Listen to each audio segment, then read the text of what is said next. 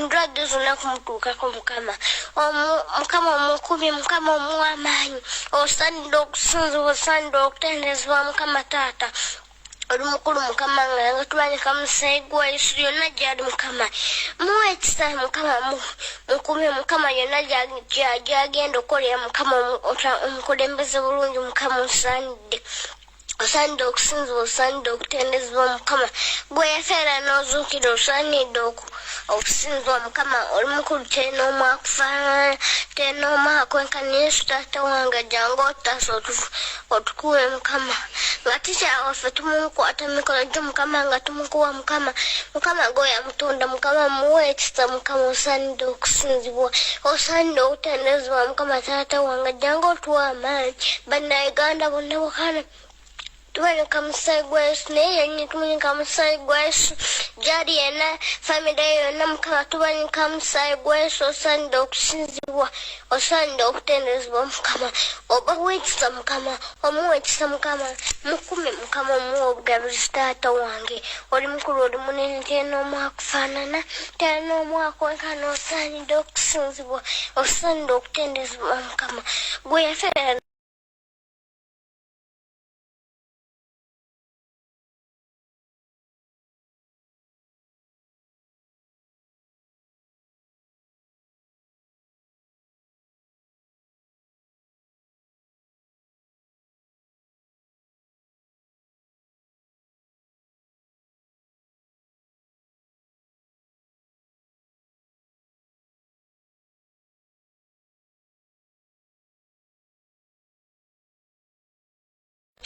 osaanidde okutendezebwa mukama jangu otaasa mukama abantu bangi baagala mukama munditisha wabe mukama osaanidde nga bakaba mukama nga bajjoni mukama osaanidde kakati mukama tumunika musayi gwa Yesu ate nga alina emirembe mukama osaanidde okusinzibwa osaanidde okutendezebwa mukama oli w'amaanyi oli w'ekitiibwa tenoomu akufa. Amina. Essaala ya mwana muto munnayuganda ayagaliza eggwanga emirembe era ayagaliza tikyamwe emirembe ayagaliza munnayuganda abatuddeko wano mu maaso emirembe byonna tubisaba nga tuyita mu linnya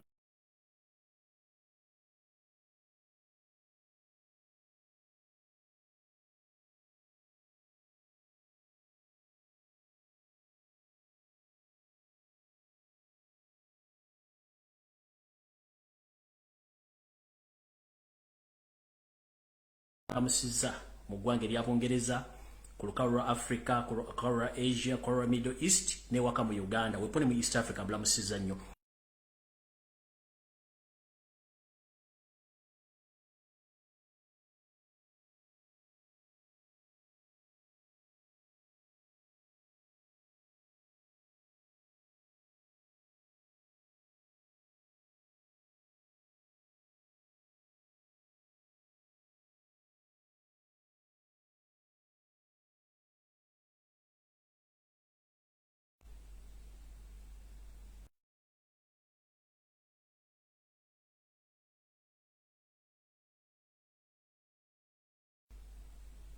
kugamba nti gusinze ayisa basajja kabaka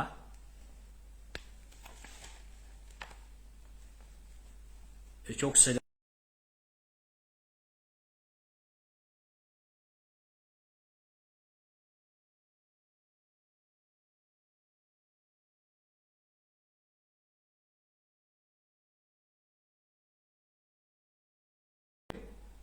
ateekewo minzaani wakati w'ebirungi by'olese ng'okoledde eggwanga ne Buganda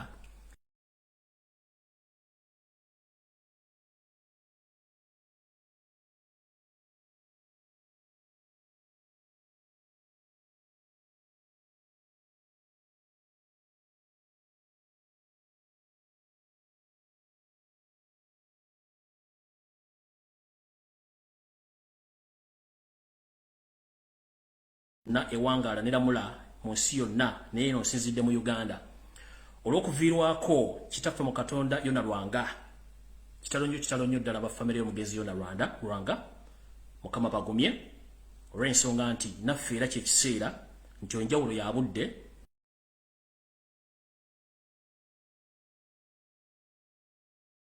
nti atuwa obulamu atera ya butwala nayo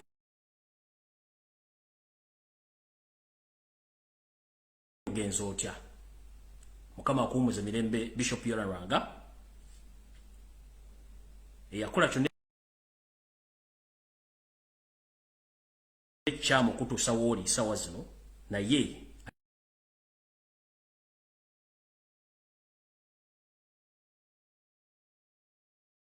ajja kuba akugoberera. Nja kutwala okusaasira kwange era eri ab'ennyumba y'omugenzi eyali omumyuka wa poliisi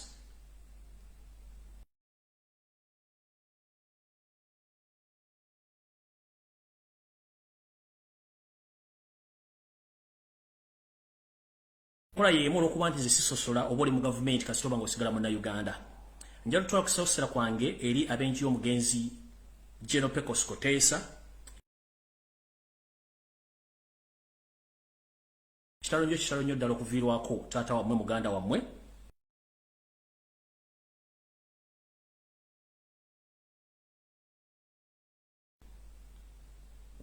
era naye yatufaako nga nkyali mu kkomera naye nga mujjukira bulungi nnyo nali namugambako nti bayinza okuba bamwetaaga basinga okuba nga beetaaga obulamu bwe era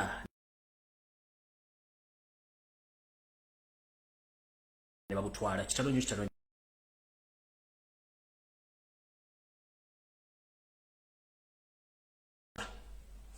ngenze mu kkowe eryokubiri.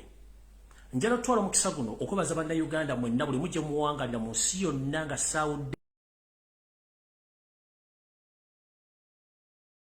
mu gwani nti mwebale nnyo mwebalire ddala olw'obuvunaanyizibwa n'obuvumu bwe mwalaga nga nkwatiddwa nga nnumbiddwa n'entwalibwa abatamanya ŋŋamba gye bantwala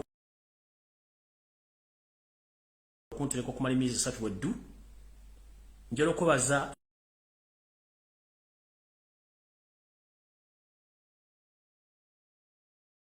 emirimu gye mwakola egyasobozesa okuba nti nakati wano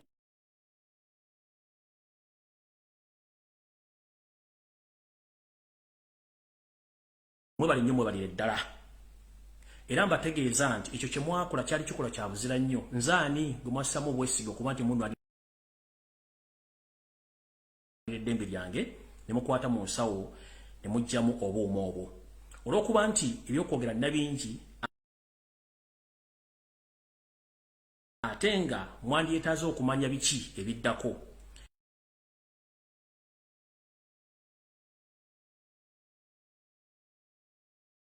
Njagala kusaba mbategeeze nti olunaku olunaddako nja kubategeeza obuuma bwe nafuna era nja kusaba bekikwatako abaako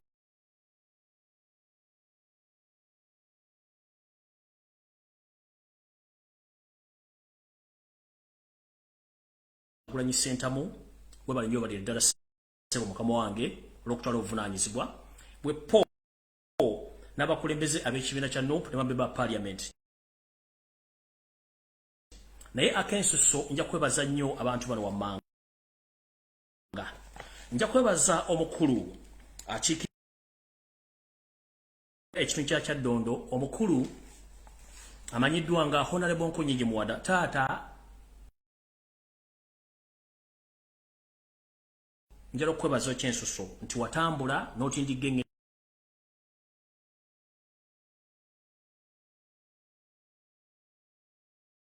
okuva ewaffe Kyaddondo n'ojja mu Butuluuki okuba nti onoonya omusajja gwe sirowooza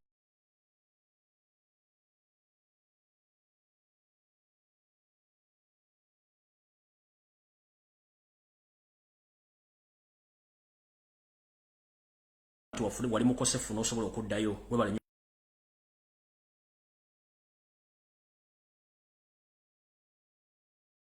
balire ddala ssebo era nkusaasira obulimu bw'oyitamu osobola obbusuuka. Njala okwebaza muganda wange Africa keto munago muita pato mugana nge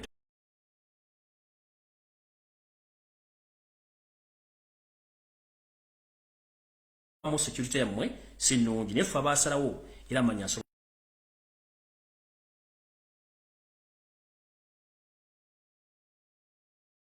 gogera njero ko bazo mukyala go baita Shakira amanyira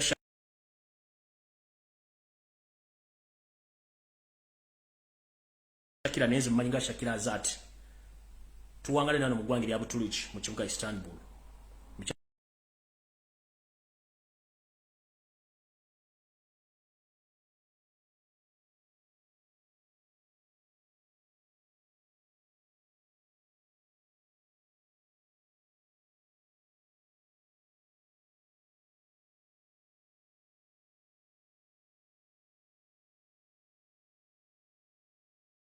nani kumwakola olwokuba nti mwanwaniza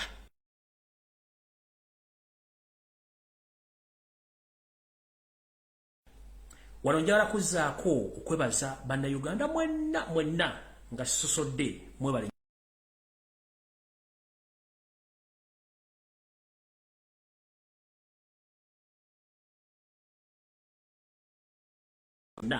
nti omulanga gwammwe oba enduulu zammwe zaakola kyamaanyi nnyo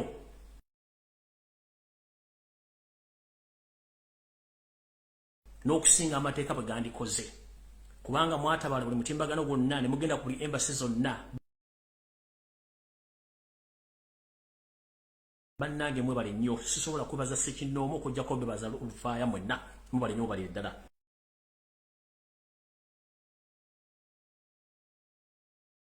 mutemanyi kye bayita freedom of speech freedom of expression tekitegeeza kitegeeza ebintu bingi nnyo nti n'omuntu eyandibadde tategeera kikyogamba amba akitegera so njala kubaza bannayuganda mwenna abasobola okwekalakaasa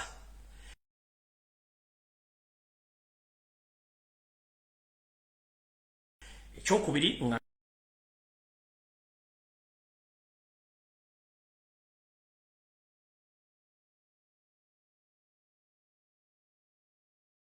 bintu bisatu byaleeta obuzibu ba bloggers baganda bange mwenna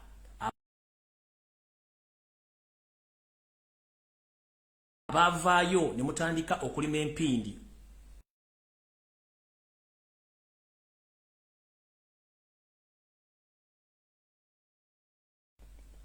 ku bannayuganda abamu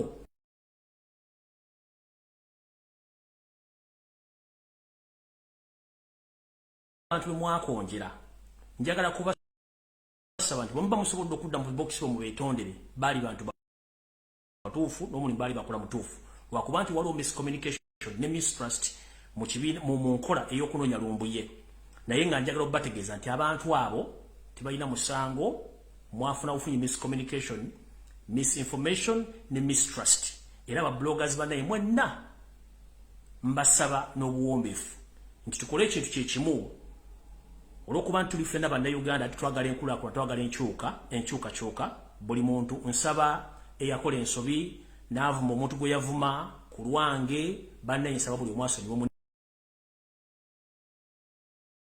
kubanga tuli bantu tusobya kuba nkimanyi abantu bangi nnyo baavumibwa olw'okuba nze olw'okuba ani naye obutakkanya bubeerawo naye tubumalawo tutya obutakkanya bubeerawo tubumalawo tutya tulina kuteesa na kumanya kyekituufu tugamba nti obulimba bukeera nnyo naye amazima ge gasooka mu maaso bwe kitabo kiri obulimba bwali mungi mu kukwatibwa kwange wa mu bizibu byange naye ate amazima ne gavaayo ate gakyavaayo mu ekyo ngenda kusaba mubagambe nti buli muntu yenna eyafuna information enkyamu ne mutandika ne mwevuma ne mukola muti abanaye nsaba mu nsonyi okubanga yali nze yaleeta obuzibu naye ng'ekintu kiri nti ba bloggers banaye mwene bwe tukola omulimu gw'okwogerera eggwanga n'okwagala enkyukakyuka twetegereze nga tetunnagenda ku kintu kyonna kuwalampa muntu kumwogerako bigambo bikyamu kikolwa kikyamu nnyo era nno kowa nga ndivuddemu nga nfundikira njagala kugamba bwe nti ebigambo bingi ebyayogerwa okwetoola ensi yonna mu gavumenti ya wakati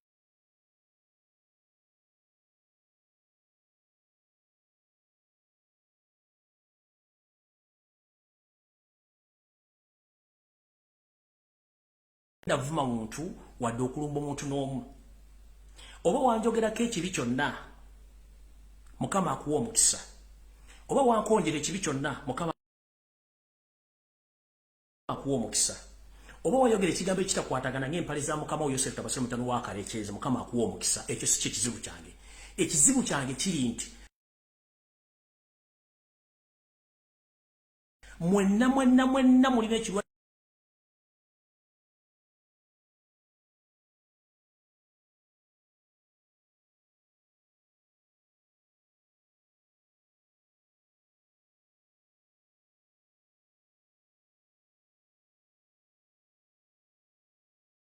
sigenda banenya ngenda kulinya Museveni kyekirwadde ekingide buli Munnayuganda yenna omwerabiza okwagala ensi ye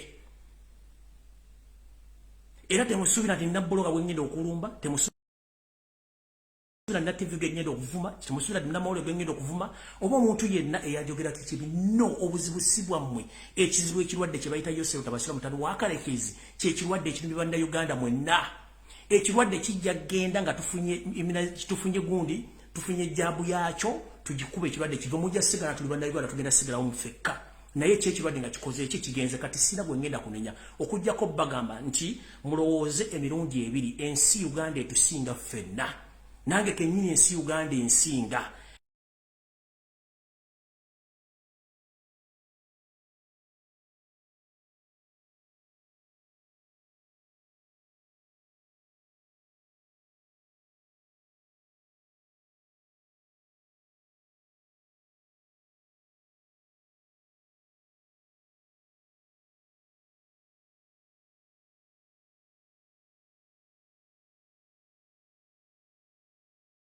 Museveni kyekizibu kya Uganda so si babbuloga si bannamawulire si aba social media oba Bannayuganda basekinoomu ekizibu kya Museveni yendwadde eri mu Bannayuganda ebatuusizza okuba tebakyasobola kwerowooleza okujjako okulowooza nti buli mwaka atemu ekyo kyakola ki ekyanguwa so ekyo bwe ngenda okikomya ngenze ku kiggula lugi kyaleero era mbatumiddeko mwena abadde bamisinga ekiggula lugi nti nkomye obuto okubaweereza era ekiggula lugi ngenda kibawa buli lunaku oba buli lunaku lwe bansobodde okujja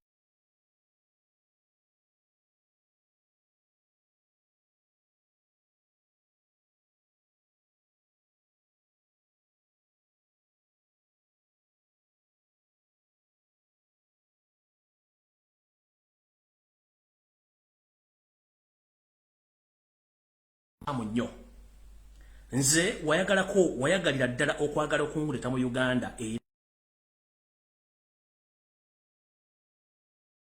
era n'okola amawulire mangi nnyo which sigenda kunenya muntu yenna nga mbagambye era muganda wange Okello nkulamusizza nnyo webala emirimu gy'okola n'abakulembeze bonna bali mu bitongole by'eddembe mubala nnyo emirimu gye mukola sigenda banenya abapulira ekirwadde bakiyita Yosefu tabasira mutano wa kalekezi kyekirwadde ekibaluma sina gwe ngenda kuvumadde okunenya wabula ekirwadde bakiyitaani Museveni mukulu Okello bakozesa ensobi gye wakola ogimanyi n'abantu abalala naye nze ebigambo byenjogera bikukakatako era bikwata ne ku bazzukulu bo Museveni kyekizibu kya Uganda era kyekiba ekizibu bw'olabanga sitaani yeesitukidde okukwata mu lugo kiba kitegeeza baatumi baweddeyo kati ngenda basa mwena Bannayuganda ensi tetwemazaamu kubanga abaatusookawo baagirimu naffe tugenda givaamu n'abala bajje nkiddamu abaatusookawo baagivaamu naye n'abagenda okudda bagenda givaamu so saagala Museveni agenda okuvaawo enkya atwawukanye ffe Bannayuganda kubanga tukyaliwo nnyo abaana baffe we bali mwe munaalowooza nti okulya obusente obusiddiiki kyekigenda okutwala kyekigenda okwongeza eggwanga mu maaso kikyamu so Museveni njagala kugamba ekigambo kimu ensi engeri gy'ogitwalamu okutta abantu gwe wandirowooza nti oli wakitalo nnyo nga gwe b'olowooza naye twali tulabye abanene emirembe engalo mukulu abantu abali bategeera wafudde abasiru mukulu abantu be twatulowooza nti bategeera ate kati bategeera gwe kennyini weefudde nti otegeera ate naye nga totegeererako ddala nze njagala kugamba ekigambo kimu wantuusa gye natuuka naye ate olina kyewankolera ky'otamanyi nkiddamu wantuusa gye wantuusa naye olina kyewankolera tamanyi ninja bintu byammwe ffe tetubaayo naye ate bidda mu public kitegeeza nti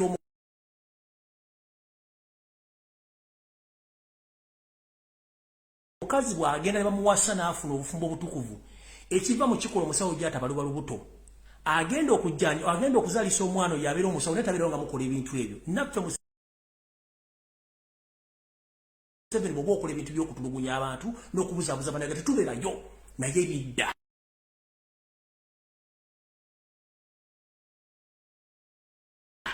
ate bijja kufuluma nze okukwatibwa kwange kwalaga Uganda ne banna Uganda ebintu mbadde mbagambira ebbanga ebino omusajja afugidde eggwanga ku bulimba mpaka nakati abatakyakiriza nti obulimba bwe buli mujja tegeera nti omusajja gwe muliko Yoseeri tibahabulwa lutaba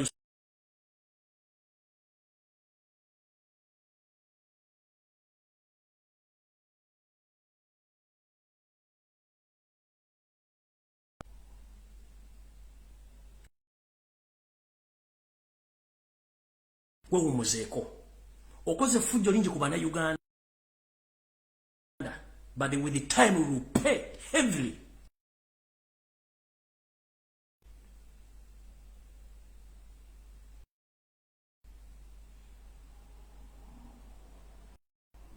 guwandirowooza nti gwosinga okutegeera mu naye si gwokusinga okutegeera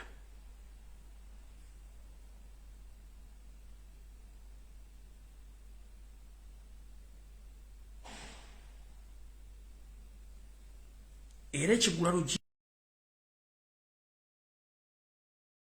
nkifundikidde nga nkutegeeza mukulu nsi yaleeta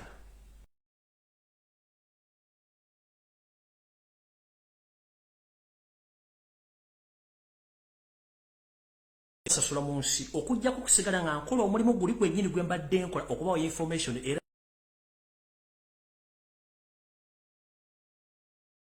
nyikyambuza bulungi nnyo nga mugitegeera kyensigala nga nkola kyekintu kyenyinza obbasasulamu kyokka one maze emyaka egiwera gigenda mwena sikola nga nkolera ggwanga kukyuka ntuuse n'okugenda mu kkomera nga nkyolera ggwanga kukyuka kyemwansasulamu kisinga bye mbadde nkola mwebali nnyo mubalire ddala kyenyinza obbasasulamu kwe kusigala nga mbaweereza n'okubagulira information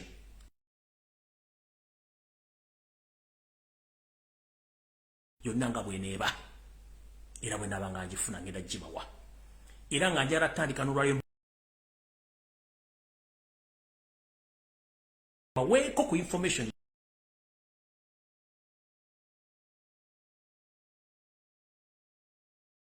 abaagala okumanya bwe nakwatibwa ejja kuba sitoola endala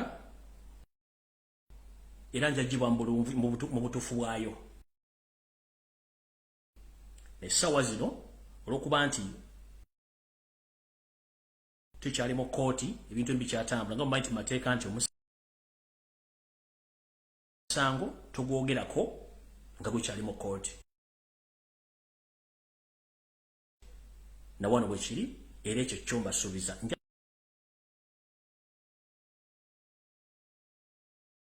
gubawa era mbabuulira engeri gye bankwatamu na buli kimu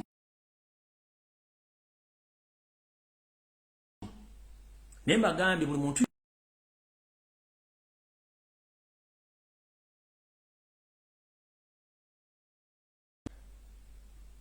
n'ensi endala ezigyetoolodde olyoka olumbe Lumbuye omutumba ekyoyagala omuvume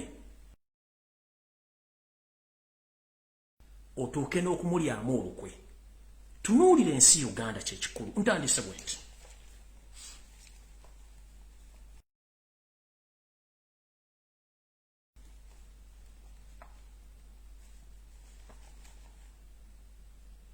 mbadde nga mukomera ebiseera ebisinga nga seraliikirira bulamu bwange naye nga neeraliikirira nnyo abantu basatu wesiri nga neralikira nnyo Ssaabasajja Kabaka Ronald Muwenda Mutebi II Magulu Nnyondo olw'obulamu bwe olw'ensonga nti ensiga zimwetoolodde era ekyo kyambiranga ku mutwe. Neralikira omukulembeze w'omusolo wandirowooza nti ne neighbor wo akulya emitwe tobebinnamiro nti Munnayuganda munno naye ng'ate embega awedde emirimu. Omwami ono alina bambega mu buli kitongole kyonna ekinene mu nsi yonna kye mumanyi whereby nti employinga n'abazungu bamubegere. Recent waliwo omuntu gwe baakwata mu home office Bungereza nga abadde embega wa Museveni era abantu abasinga obungi abammibwa obutuuze bwa Bungereza n'abati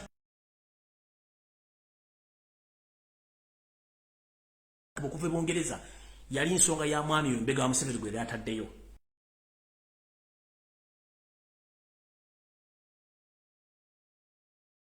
Omwami ono alina bambega mu International Criminal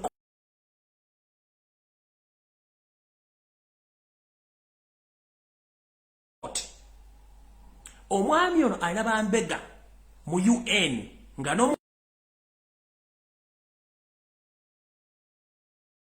kawulire era nga Bannayuganda bafunye obuzibu. Mu mawanga ga Africa tomala. Mu East Africa tomala. Mu Uganda kye kizibu nnyo ye mu namba musanvu mu kuba nti alina bambega abangi mu nsi yonna. Naye nga abantu bano tebabega on behalf of the benefits of Ugandans. These spies, they spy to protect Museveni in power, not something else. They are protecting him to stay in power, but not on the behalf of Ugandans. Ensendala zina bambega aleke ebyenjawulo abazibegera ku lw'abannansi baazo naye Museveni bambega be babega kubeezaawo gavumenti ye na famire ye. Nkibanyonyodde bulungi. Kyova olaba ne bw'omuwandika petition mu International Monetary Fund Museveni ayirayo bambega be abamukolera abasasula ssente empitirivu mu dollars abalala yabawa ebirombe bya golodi abalala yabawa ebirombe by'amafuta buli kimu kyo kyayagala akikola. Okuba waka katono nnyo nga sinagenda maaso. Omwami ono bwe twali mu kalulu ndoza mwalaba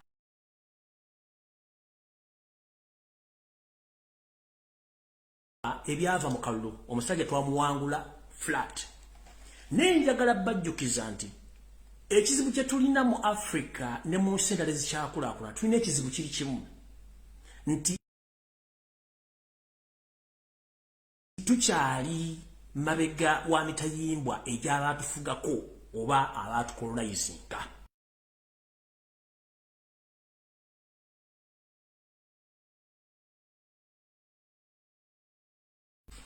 Ensonga enkulu ey'eggwanga okulitunda ekyo nze nkibagamba buli lunaku nti eggwanga Uganda lyatundibwa nga mulowooza nsaaga.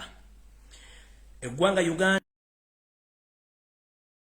Museveni yalitunda ne muganda we mu Kuteesa ne mukyala we Judith Museveni. Olwewe twogerera amagye ga Uganda gagenze dde Congo naye tegagenzeeyo leero gagenda almost omwezi mulambe mabega. Kati message njagala egende eri ekibiina kya National Unity Platform ekikulembera Kyagulanyi Ssentamu ne baganda bo bonna. Ekisookera ddala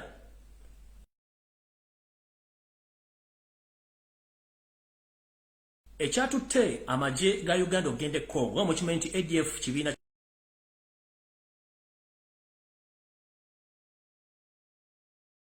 kya Museveni yakyetandikirawo yagenze nga balina akatego ke baagala okuteeka mu Robert Kyagulanyi Ssentamu n'ekibiina kya National Unity Platform.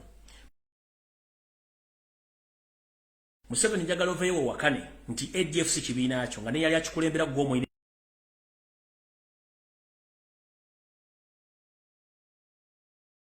Ruzira naye nga tatasiibayo Ruzira kubanga omusasula omusaala buli mwezi.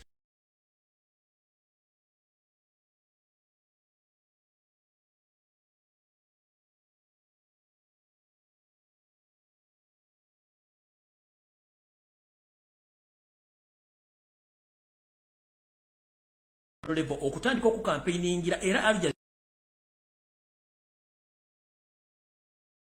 Jazeera mu nsi yonna yezanya amawulire go muno wabaddewo no assemblinga omukulu Andrew Mwenda mukoddomiwo no assemblinga Jim Hwezi oneye mfanfe no assemblinga n'abayaye abazungu ekyo tukimanyi bulungi nnyo. So mukulu Kyagulanyi Ssentamu uliza message eno.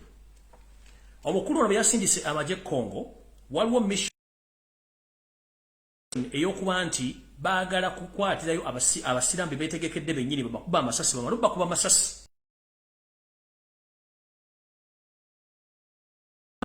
ng'abantu bano balina attires balina ne ballet zino ez'okumutwe balina ne membership za nope za card nga zisayiningiddwako gwe Kanyarira Kyagulanyi Ssentamu nti go azibawa bagenda bakuŋŋaanya bakuba amasasi bayite ebitongole by'amawulire binene omuli Al Jazeera omuli CNN ne BBC bakavalinga abantu abo nga balina identifications ezo ne attires eza nope bakite ku mutimbagano gw'ensi yonna kikonfirm Kanyarira Kyagulanyi Ssentamu gobadde sponsoringa abayeekera ba ADF era kino olwedde bakiteeseteesezi kyatusa amagye gane Congo n'ebigendwa bye bibira kubanga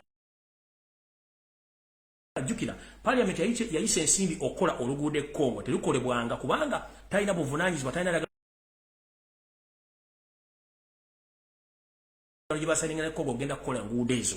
So olw'ensonga eyo njagala bategeeza ekintu kino mukimanye.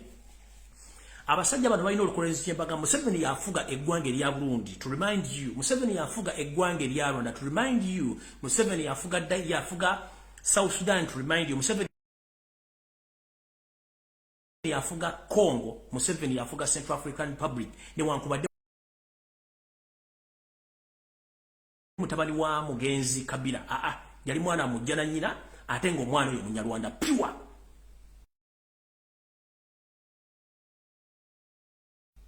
Okubategeeza kino omwana oyo omukubadde bakolera Museveni ensimbi empya n'enkadde mu ggwanga erya Congo si mwana wa Kabila ate mwana Munyarwanda era nga ne contract zino bakola mu Congo omwana ono yabadde aziyisamu nakati weziri wetwogerera essaawa zino. Kino kigenda tambula kitya omwami ono osanga bisibe muzeyizedde ensi yaleeta musajja mulimba bulungi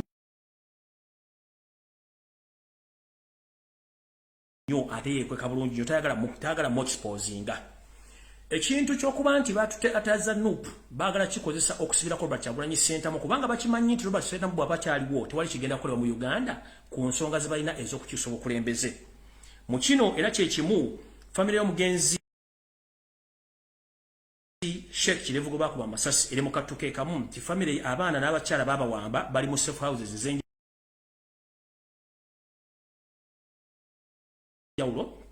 nekyenasabira okuma nti bali mu safe house y'e Makindye mu military barracks bali mu batulugunya n'okubakkiriza okwogera nti Sheikh Kirevu era akolagana Robert Kyagulanyi Ssentamu era Robert Kyagulanyi Ssentamu yajjanga mu maka ga Sheikh Kirevu ne babaako emboozi bayisinganya n'ensimbi olw'okuba nti nga Museveni bamukyala agambe nti Sheikh Kirevu yalina enkolagana Robert Kyagulanyi Ssentamu era nga n'ensimbi ezimu ezaddukanyanga emirimu gya ADF Kyagulanyi yazireetanga naye omukyala olwo n'abaana kalambidde. So omuwani muwulira ebintu ng'ebyo temwewuunya nti biki ebibaddewo ebinaava e Congo mujja biwulira buli kintu kyonna ekyekwasibwako nti mulabye omuntu nga bamukutte oba bamuttise ng'alina kaadi ya nuupu n'ebyambalo bya nuupu temubuuza ani abirimu. Iso SSMY n'ekitongole eky'amagye ekya Museveni kimukuumira ekya SFC. So yensonga eyatutte omukulu Museveni wansi eyo mu Congo ayagala kujjayo results eziraga Robert Kyagulanyi Ssentamu yabadde aduumira ekibinja kya ADF in disguise ninga akimanyi bulungi nnyo nti ye kennyini yali babega wa kintu kino. Ago gawedde ngenze ku mulala twade tuli awo nga muwulira amawulire nti China yatutte tabasoma mutano wa karekezi muzeyizi zedde ensanga bisibe ensi yaleeta yasituka ne muganda we Samu Kuteesa wepone mukyala Janet Kemba bazibombi ne bagenda mu ggwanga lya China ne basayininga endagaano ezitunda ebyamaguzi n'ebyobugagga bya Uganda abantu basatu nga tebategeeza ku parliament bo ne basayininga endagaano mu kisinga okusesa era ekikwasa ennaku omwami ono nsanga bisibe ensi yaleeta atamanyiddwako nsibuko ye muzeyizedde yosatu abasere mutano wa karekezi endagaano ze yasayininga zimu zaali mu luzungu bazivunudde n'endala ezitavunwa mu luzungu nga ziri mu China ate nga ziri mu bugambo butono nnyo bagenda okumala okwekkanya endagaano zino ze baasayiniga nga n'ebintu balina okuwaayo biyitirivu nnyo ku ssente ze baabawola olw'okuba nti ssente bo lwazifuna ne bazikolamu ebyabwe endagaano ekomawo baluma bagenda okwetegereza endagaano givunula nga balina bingi nnyo ebyokuwaayo mu kisooka mwalimu ekisawo ky'entebe kyo kigenda mukkirize oba mugaane mukulu Makerere University nayo kwegenda okugendera mukkirize mugaane Nakawa nayo eyinza okugendera kusinziira ku baana abasajja bye baagala Kyambogo University nayo eyinza okugenderako Jinja Dam Power Station naye egenda kugenderako Kaluma Power Station naye egenda kugenderako Lake Victoria eno baali bagiwaayo dda era najje ne bagamba nti Lake Victoria okulemba ne bannayuganda badde bavubamu n'amaato nga n'ebinnyanja bavuba bina address biraga mukitegeere nti ennyanja ne yali yagenda dda nga bo bagiwaayo dda mu bintu ebyo birina okuba mu bintu ebirala bigenda okugenda kamba jjukize mu bintu ebirala ogenda okugenda bye bino wano wammanga nga baagala okuza ssente zaabwe Lake Victoria njibagambye Entebbe Airport njibagambye Kaluma Falls Kaluma Dam njibagambye ekisinga okusesa nno abaami bano abachina bajinguwongu changuwongu baagala border posts B ezisinga okuyingiza ssente mu Uganda border posts kuno kuliko obusiya kuliko ne Maraba nayo kweri border bazaagala zikontrolinga okuba nti omusolo gwonna oguyingizibwa mu ggwanga nga guva ku borders ebbiri baagala ogukontrolinga mukiwulidde bulungi n'ebitundu ebirala baagala ettaka ly'e Kayunga nenga possible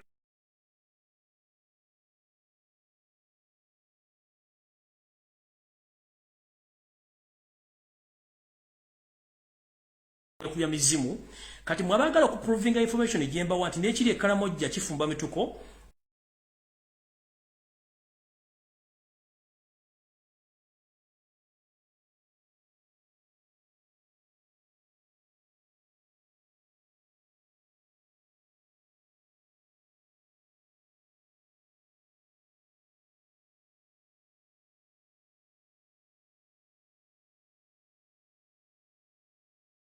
Jajene tibamu ministry ya Karamoja ogenda okunoonya ebirombe bya zaabu n'amayinja ag'omuwendo gwe tuyita mabo gali mu bitundu ki omulimu n'agukola n'amala ne bateekayo ba investor okubba amayinja gano okubba ebintu by'abantu we twogera abakalamoja ente zaabwe Museveni n'ababbi be balala bazibbi bazimazeeyo nga ne video gye nasembye okufuna information eraga bweti bana abasajja okumanya si babbi balwadde ente z'abakalamoja zonna bazimazeewo zizo bazigo amagye ga UPDF gatwala ente z'abasajja abakalamoja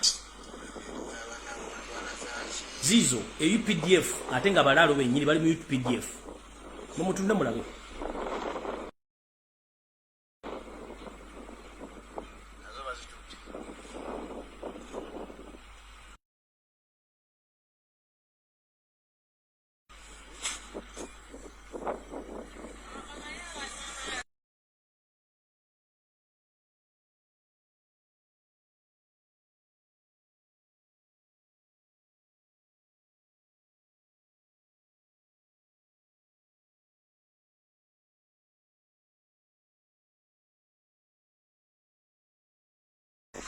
SFC etwala ente z'abakalamoja gaago magendo za mugalaba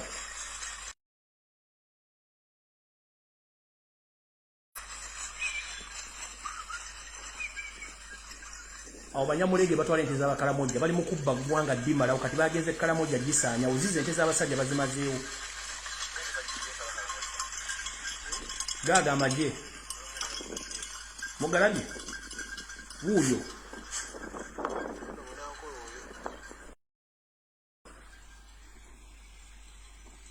ezente ziri awo kati ekkalamoja waliyo kye tuyita mabo amayinja ag'ebbeeyi era nga tasobola gakyamako nago gaagano bagasimba bagatwala bagateeka mu konteyina ne gatambula ensi yonna ne bagenda bagatunda kyokka gavumenti erina kyemanyi gaago oyo mabo ali kkalamoja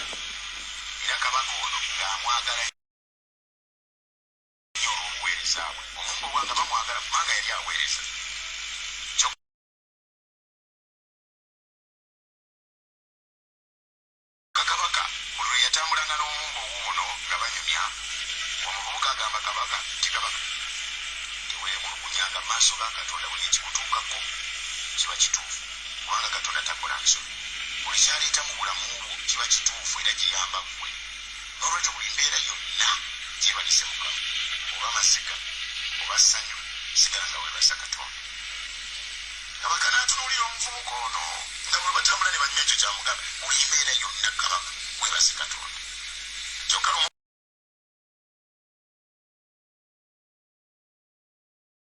kati ye n'ababbi banne abeSFC abanyarwanda batutenteza abantu zo n'ekkalamoja bazimazeeyo baganda baffe ab'ekkalamoja bali mu kufa on the high rate batwalayo tanka for the first time ogenda okunoonya emundu okuzijja mbalunzi b'ente batwala tanka batwala ennyonyi batwala mamba it was not going to help those to rescue them just they went there to cleanse those people to take their properties and their belongings and I'm informing the international community and the international medias, please stop defending Yosef Tibahabro Tabasura, the son of Karekiz Museveni. This man is a disaster in East and Central Africa, whereby he's good at camouflaging and lying. As we speak right now, so many Ugandans are rotting in safe houses or in torture chambers. So many people are killed and buried in mass graves. Right now, Europe and America, you are trying to protect Museveni, but if you don't wake up early in the morning and stop financing this gentleman, you continue to receive more refugees in your country.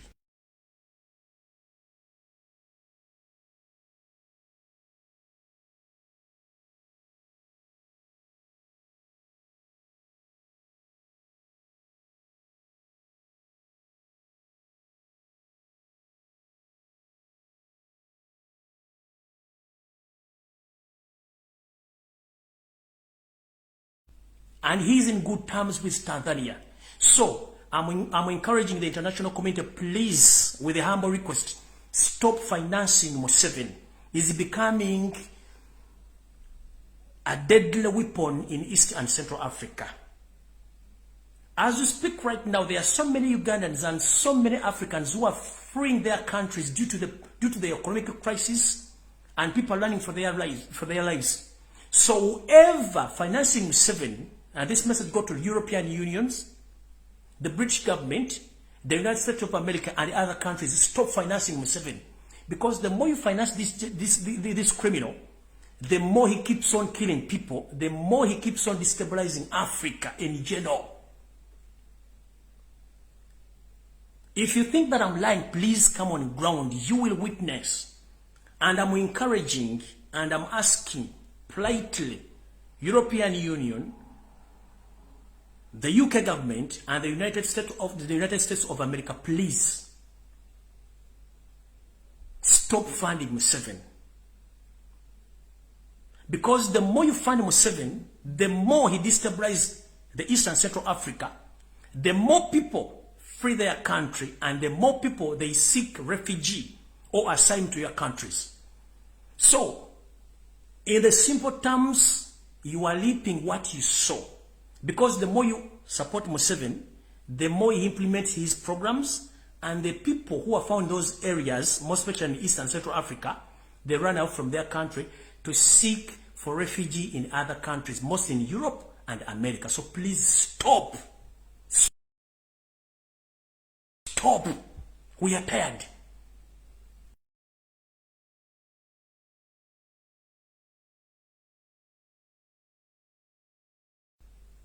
Right now, Europe, right now as we speak right now, Europe is in a crisis of refugees from Arab countries. Not because those people, they don't love where they come from. They love their countries, but you, with your double standards, you sell weapons to those mafias in those countries, and they destabilize those countries. And those people, they can't wait. They have to run away from their countries. The same happens to Uganda. Every day, every time you sell weapons of mass destruction to Museveni, and he destabilizes the country, the more Ugandans flee their country to go to other countries to seek refugee. So please, European Union, the British government, the United States of America, please, I humbly asking you, please stop defending, supporting Yoweri Museveni, because he's becoming a terrorist or a problem in Eastern Central Africa. And if you don't stop him, don't regret for the outcomes. Because for him, he doesn't care the outcomes. He's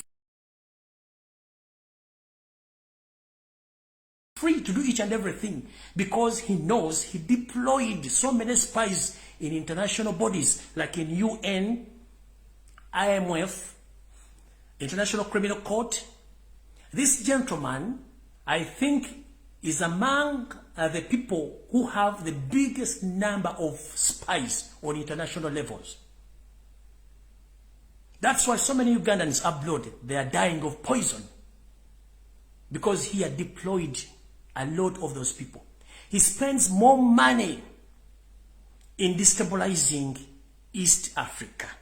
Right now, I'm talking about East Africa, but soon or later, if you don't stop this gentleman, Africa is going to be messed up by this dictator, the bloodsucker. That is my message.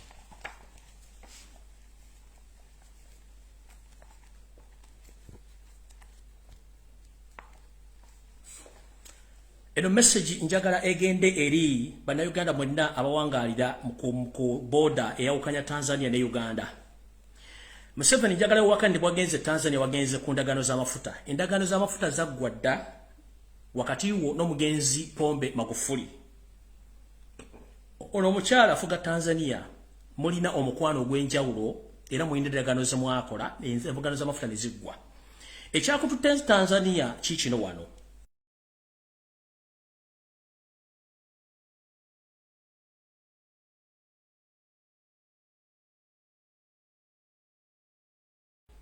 For the sake of signing agreements of pipelines, no. Those agreements were done some time back. You went there to seek permission so that you can hide your weapons of mass destructions, which you produce in Kapeka Masurita, that is Royal District, and in the islands of Sese. And as we speak right now, within 1 week from today, you are going to start packing all those weapons on lorry-owned vehicles and you transport them to Tanzania because you agreed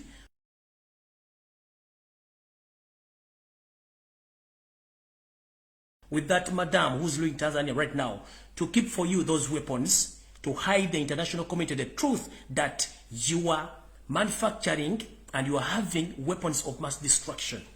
And the other issue which took you there. From my reliable information, I was informed that the second request you made or you asked from that leader of Tanzania as we speak right now, there are so many people with the evidence that you killed a lot of Ugandans during the campaigns of 2021 in January. And the young people from different parts of Uganda were killed and buried in mass graves, but most especially in Buganda region, in central region. And these people were buried in different mass graves in Kayunga Sezibwa, Goma, Karangara, West Nile, Madugomba, Chifampa, Kalwanga Gomba, Kapeka Masurita, that is Ruelo. And right now, you want to hide the evidence from the international communities or international bodies who are willing to come and investigate these mass graves. You ask for the permission from the Tanzania president to allow you to transport some of the dead bodies which you buried in these mass graves. Those are the two items which took you to Tanzania. And I think your request was accepted by the madam.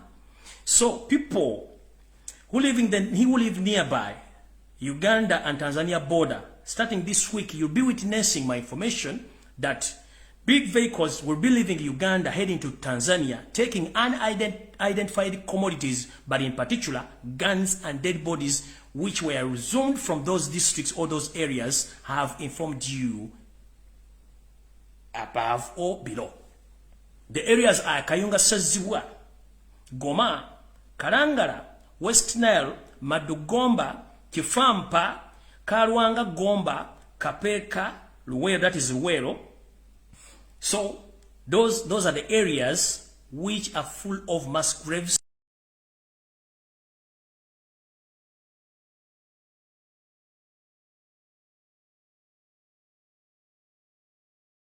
And I fail to agree with you. You wanted to send Muhoozi Kainerugaba, but unfortunately Muhoozi Kainerugaba, he can't even express himself. And he's not loved, local and internationally. So that option also failed until you accepted to go there on official visit, but which official visit had an agenda. That's why you didn't even spend there a full day. You went just there for hours because you had a mission.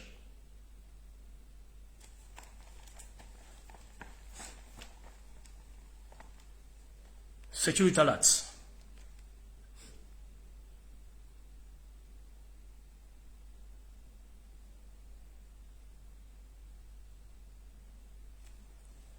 As we are preparing for the festive season, please Ugandans be very careful. As we speak right now, the pandemic of coronavirus is spreading on very high speed worldwide. But remember, in Uganda, God's still favoring us so that we are still surviving. But Museveni and his mafias, they are planning a third lockdown due to coronavirus. They held some meeting with the Minister of Health and they start doctoring some COVID-19 numbers so that they can broadcast, or they can start putting pressure on international communities so that they can give them money as they did last time. But Mr. Museveni, please stop this. Don't drive us to the dead end. We've seen enough. Try to behave like a mature man and for the first time love your country. And I'm mistaken, it's not your country because you're a refugee. You're a refugee from Rwanda, you have no history in Uganda. That's why you're behaving like that. How dare you go invest in European countries or in foreign countries and you don't invest in Uganda? Recently you went to Kenya, or you went to Tanzania, sorry. You funded and you constructed schools there, but in Uganda, schools are still closed almost for 2 years. 50% of Uganda economy is invested in Rwanda. As you speak right now, you are investing a lot of money in waging war in Congo, but Ugandans are suffering. 25% of the money, or the taxpayers' money, is being used on paying international spies. Stop this. As we speak right now, you had a meeting with the Minister of Health and you agreed that you are proposing to lock Uganda for a third time due to coronavirus. And Ugandans get prepared. In case this happens, don't say that I didn't inform you. Because this gentleman is wicked. He doesn't want to know. In the process, you know, last time when I was fighting with him about the things which we were planning to do during the pandemic outbreak in Uganda, he was planning to kill a lot of people. Indeed, he killed some of them, but he killed the prominent people. And right now as I speak, he's planning to kill some prominent people in Uganda. You know, there are so many Ugandans who don't understand Museveni's tactics. Museveni is not a friend to anyone. He's a friend to his family. The rest, you are just helping him to finalize his mission.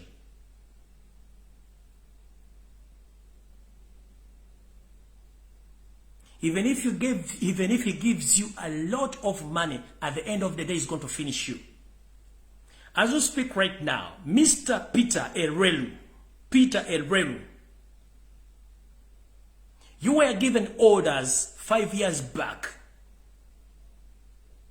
by Yosef Tibahaburo Tabaisirwa nsanga bisibe muzeyizedde. You went to Renzulu kingdom, you massacred the Renzulu people on orders of Yosef Tabaisirwa, the son of Karekezi. Many people lost their lives because you were ordered to do so.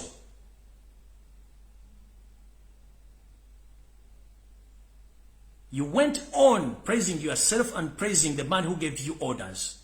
You know that you wanted by an international criminal court, but before you be wanted by a criminal court, there is a mission of finishing you. Mr. Peter Elrelu, I told you that I'm a Ugandan who doesn't care whether you support Museveni or you're supporting any animal, you're supporting Nup or you're supporting what. No. I care about all Ugandans. And if I get information about you, I'll inform you and deal with it.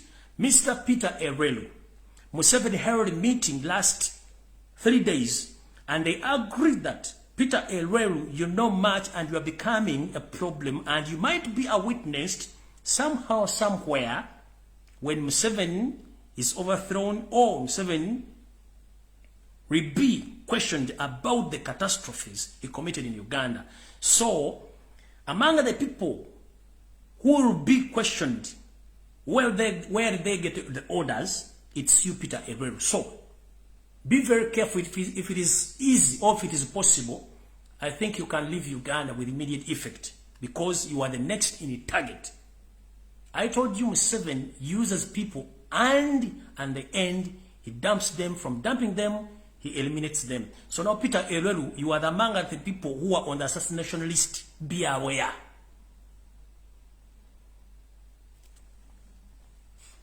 Sam Engola, Mike Mukula, you are among the people who are listed who are going to be assassinated soon or later. Be aware.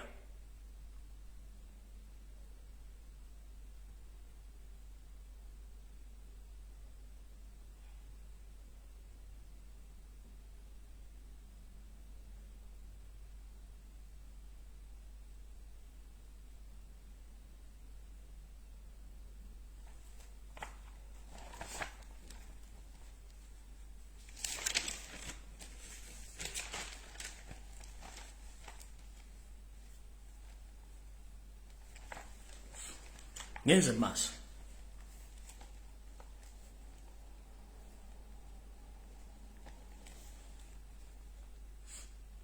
Mwenanga mukimanyi nti omwami ono Yosef Tabasira mutano wa Karekezi yeke nyini ebintu byakola tebikiriziganya na mateeka ga Uganda. Njala tegeeza Baganda baffe mwenna abalina obulwadde obwa mukenenya. Mukimanyi bulungi temukirizibwa kugemebwa olw'okuba nti mulina embeera etali nnungi. Naye ndowooza ensimbi ezaali zirina okukola ku nsonga zammwe mwategeera abantu abazibba. Muno mwe mwali omugenzi Teddy Sezikyeye, mwalimu Janet Museveni Kembabazi, Wepo n'omukulu Mike Mukula. Babba ssente zammwe ezimu ne bazimba bye baazimba. Wetwogerera essaawa zino Museveni yatoye order nti omuntu alina akawuka ka mukenenya ateekeddwa okuba nga alina okukimbwa. Atagenda kuweebwa mpeke zino. Kitegeeza ki? Mulina ebbula ly'empeke zino olw'ensonga nti waliwo ekigendererwa eky'okutandika obbasaanyaawo n'ekigendererwa eky'obbakendeeza. Naye nga mukimanye nti ebintu byonna bikolebwa nga mulowooza nti byenjogera si biriiyo, ne mujja kutegeera ekituufu kye ki.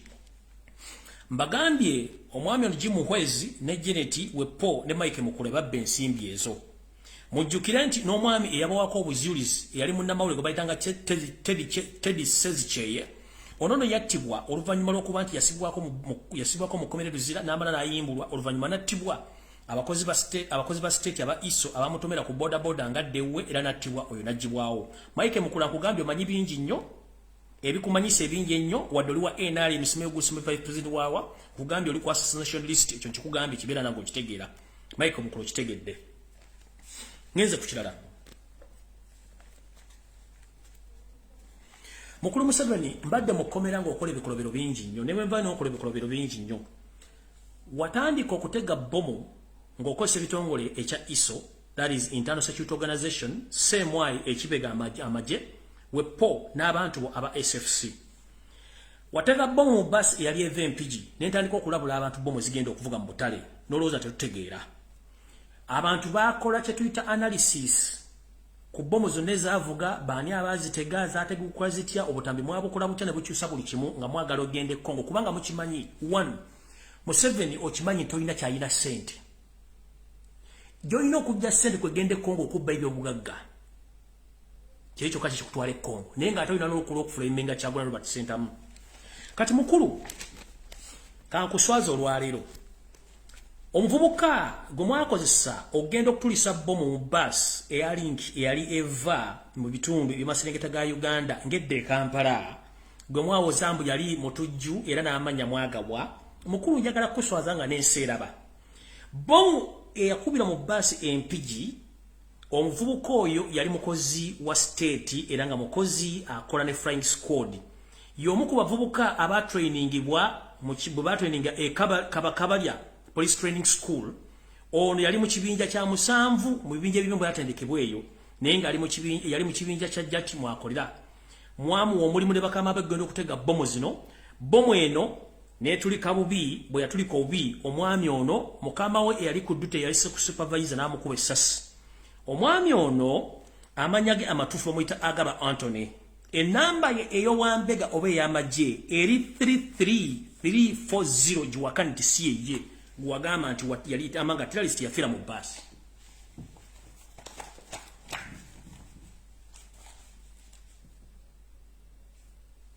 omwami eyabolokera mu bomu eyabalokera mu basi ya link empigi omwami amanyage ya Agaba Anthony enamba ye ey'amagye ey'owambega eri 33340 bomu yabaluka naye teyabaluka nga mwali mujagala omuvubuka ne mutusaako obuvune olwokuba mwate mwagala nseetegeere identification ye mukama we eyali ku jute n'amwekubira amasasi n'amutta mune mugaa nti mwasse mutujju which is wrong Museveni waleeta abasajja n'abakazi okuva mu Afghanistan bali luddawa teri amanyi bali era mwajjawo olukusa oluyingiza abantu mu nsi Uganda abatamanyiddwako vunda buddo ne mubayingiza njala tegeza bana Uganda bomu zonna ezikubye Kampala tekuliko mutujju n'omu akubye Uganda kanterere namu 1 ebibiina by'abatujju byonna mu nsi yonna birabera website njagala mugende mukebere ku website y'ebibiina by'abatujju byonna oba kuliko message egamba nti bawoniga Uganda ne bagenda jirumba mbagande Museveni ayina bambega buli kitongole n'ebitongole eby'amawulire ayina bambega alina website esobola okufulumya amawulire ku yenga ye ne bagatika ne mubuuza nti matuufu eyo alati yafulumira mu Bugereza mu Bungereza labudde Uganda bambega ba Museveni bawandika articles ne bazisindika mu mawulire kyova nti BBC tetera kufulumya amawulire ga Uganda kubanga bakimanyi Museveni bamukolera teri website eraga nti Uganda erina olutalo n'abatujju tekiriyo bantu babeeya bategeka teri mutujju ku ddala lya nsi yonna amanyikiddwa asobola kujja kukuba mu open space. The primary targets of the terrorists worldwide are the crowded places.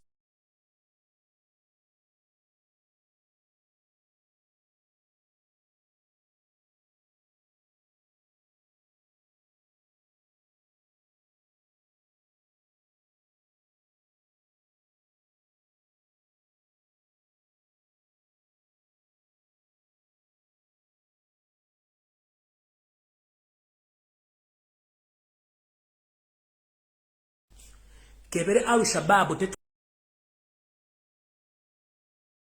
tetuatirina kye twagaza kubanga Al-Shabaab is part of your job. ADF is part of you. This is to remind Ugandans, since Museveni came in Uganda in 1950s, he started camouflaging and killing those people whom you think that they will become obstacles in his wish or in his dreams.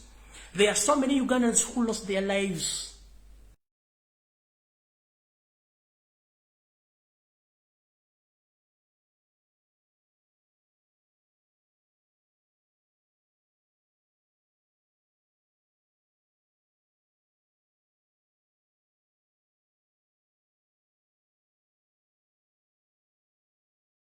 Nokuva nokulumba olubiri olw'emmengo Museveni olukwe lulimu nalubanyumiza bulungi nnyo era bamalukuba olubiri omu kubajja okusupervising okulaba omulimu gwe ya mentoring nga gwatuuka era gwatuukawo. Museveni y'omu n'agenda ng'ajjawo bantu bonna byali asuubira nti bagezi n'abajjawo. Museveni y'omu n'atuuka okuba nti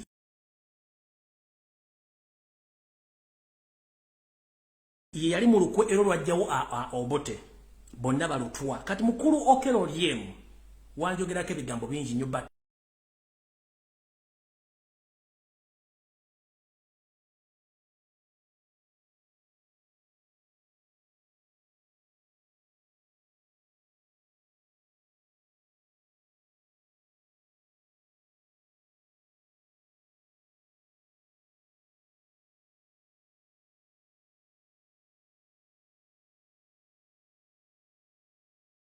bitundu 9 ku buli 10 tisimu na Uganda.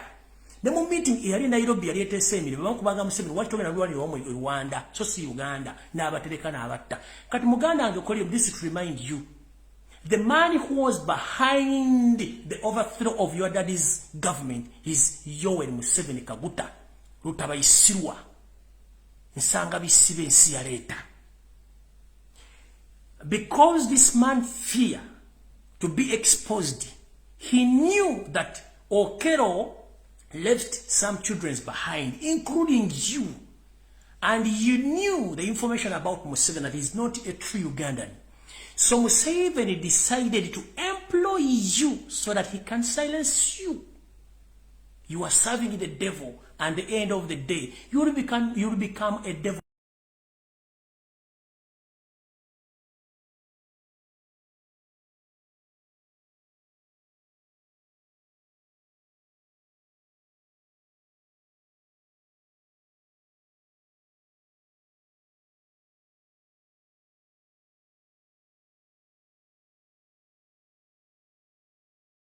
You are serving, he is not a Ugandan. That's why he's not developing the nation. He's just developing other countries of his own interest.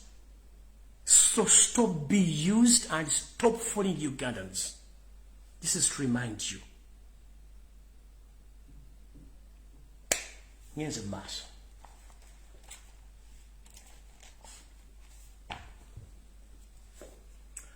Bomu bomaro zikuba nga kyoyagala pressure kuyitiriddeko mbazzayo ko emabega mu 1970 Museveni ne banne batandika ekibiina kye bayita Flonasa. Ekibiina kino kyajjanga kirwanyisa omugenzi Idi Amin nga bakola ebintu bino wammanga. Bajjanga ne batta abantu ba prominent figures bannabyabufuzi bannaddiini okubba banka n'okudestabilizing eggwanga n'okubuza ebyetaagisibwa okwonoona gavumenti ya Amin. Bakikola bulungi nnyo nga batega ne bbomu ze bakola olwaleero. Okutega bbomu Museveni yakutandika mu 1970. Okutigumbula bannayuganda mu ngeri ey'okwekweka bakutandika mu 1980 1960. Nakati okwefuula nti abantu baloza musimusi kubanga yatta n'awamba n'omulambo n'aguziika kubanga abayagala babuzaabuza. Yatandika okutega bbomu nga Flonasa mu 1970 kubanga teyafuge kwa Kamini wadde wiki n'agenda e Tanzania. Museveni mu 1980 n'akozesa ekibiina kya National Resistance Army ekyabayeekera. Ne batandika okutega bbomu n'okudestabilizinga gavumenti ezaaliko n'okutta bannayuganda mu bitundu bya Luweero nakati bakyatta. Era nga bateganga bbomu n'okubba banka nakati bakyakikola. Mu 1900 oba 2000 Museveni y'omu akozesa ebibiina bino wammanga kubanga yamanya bw'ataba na bibiina bino tagenda kukola. Ne yeeterawo ISO ekitali mu mateeka semwe tekiri mu mateeka ne SFC tekiri mu mateeka. Bino ebibiina bino ebisatu by'abatujju. These three organizations, they are not anywhere in the constitution, but they feed on the taxpayers' money, and their duties is to stabilize Uganda so that Museveni can stay in power for long. And they are the responsible for the bombing of Uganda, or the bombing of the capital city. Not Al-Shabaab, not ADF. Remember, ADF also is owned by Museveni, and it's a registered entry in his mustard seed book of camouflaging. Is the one behind Connie Joseph, who terrorized the northern Uganda almost for 25 years. He's behind the late Alice Lakwena, who is not known, even his siblings or his family. They're nowhere to be seen. So don't joke with this gentleman. He's good at camouflaging. So all those bombs which exploded in Kampala and the other suburbs of Kampala,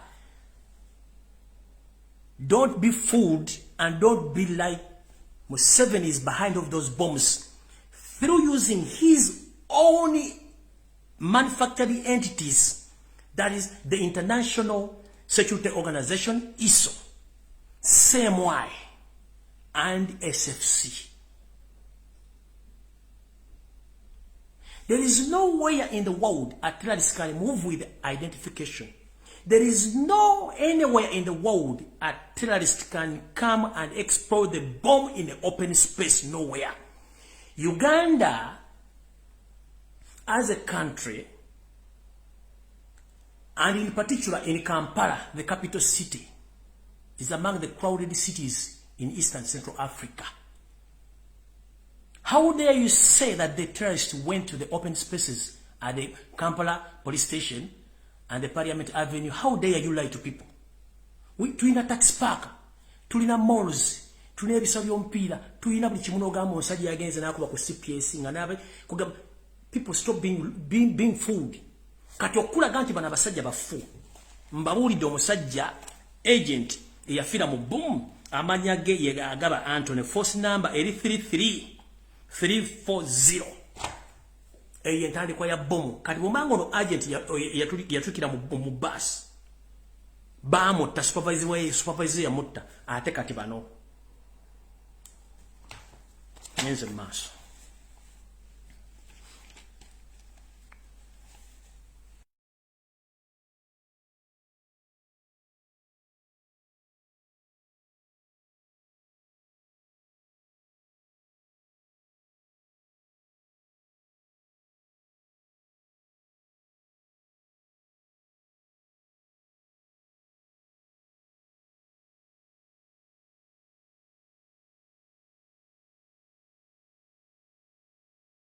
Naye tasobola kivaamu. Muhoozi abantu bamwagala. Oli omutunzi w'ebiwolo n'ebibumba abantu bamwagala, kati waliwo obuzibu. Naye nga yagamba Muhoozi yalina okufuga eggwanga kitajja kusoboka.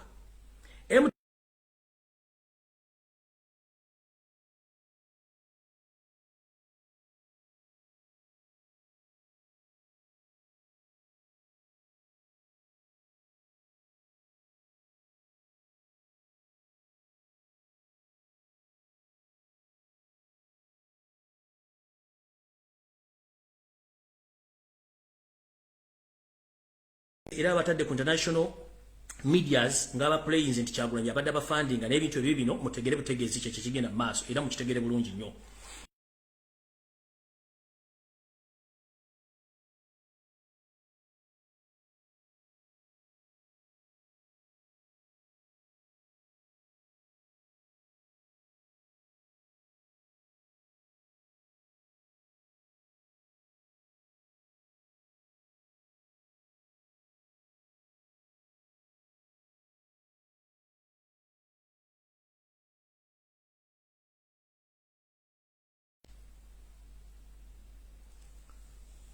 Amawulire amalanja gaba olunaku lwa kuba saagala gaba wamangi.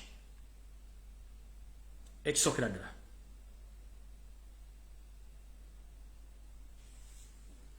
njala kusaba n'obuwombeefu bannayuganda mwenna gye muli mu diaspora. Mulowooze nnyo ku nsi yammwe okulowooza ensimbi.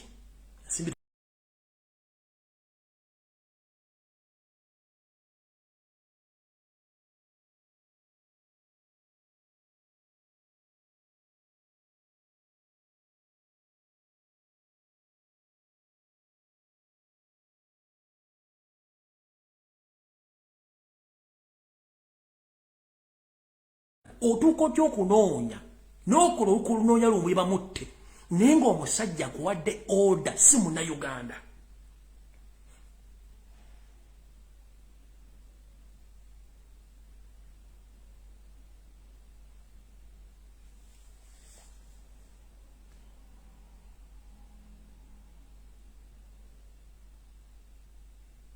Ne mugenda mutunde ensi abantu basatu. Mwagenda e China ng'ensi eraba. Parliament mugitegeezezza. Museveni wayiika Windows. N'ogenda e China osayininga endagaano nga Parliament temanyi. Tomanyi Luchina. This is to remind you. Mujjukire mbaza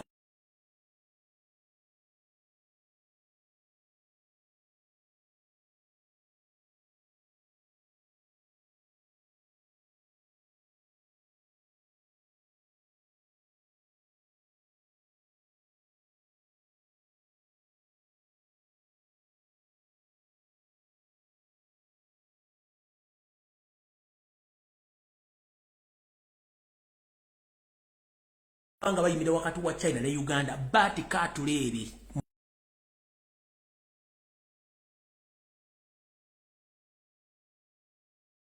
Mujjukire bulungi mwenna abalina obwongo bati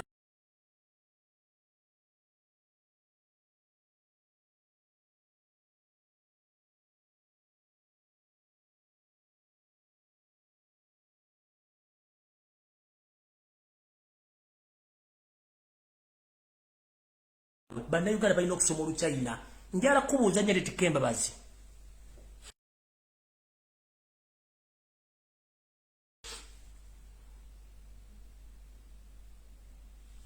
Nsi ki gye walola gyeko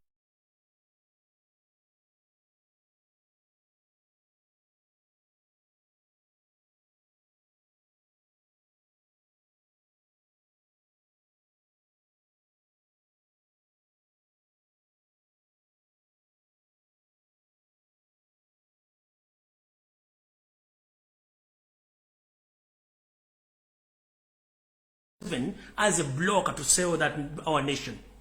From there and then, your wife, Janet Kembabazi, she came out publicly, she told the Uganda National Education Examination Board that the Chinese language must be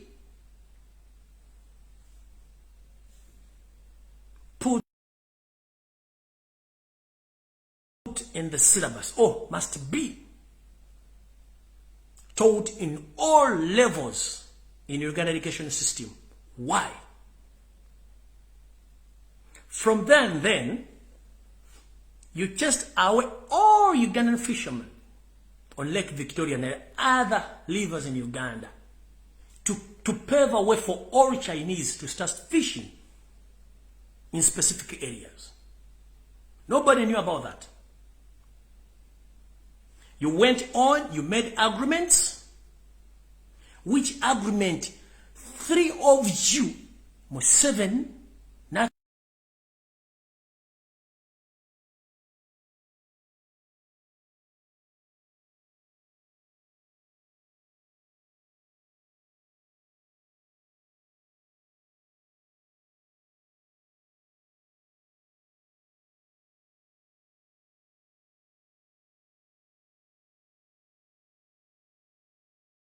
right now, they are Chinese government or Chinese companies.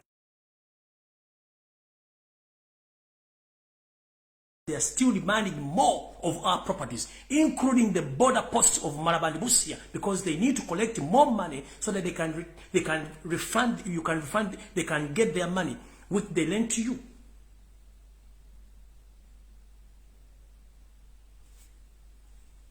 To prove you that Museveni, you a good liar.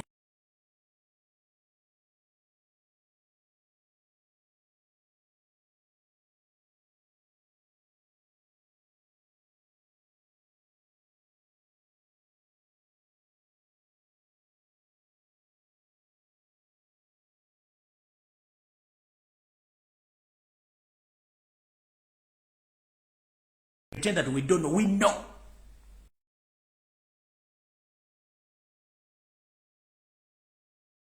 Kayunga soon is going. Maraba Post is going, Busia Post is going, and the other parts or other financial sectors are still going to be handed to Chinese government. That's the reason.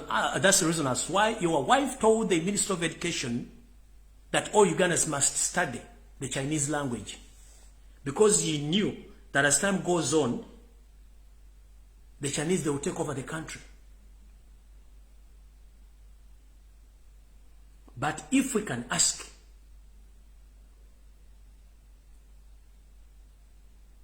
who authorized you to sign those agreements? And where is that money?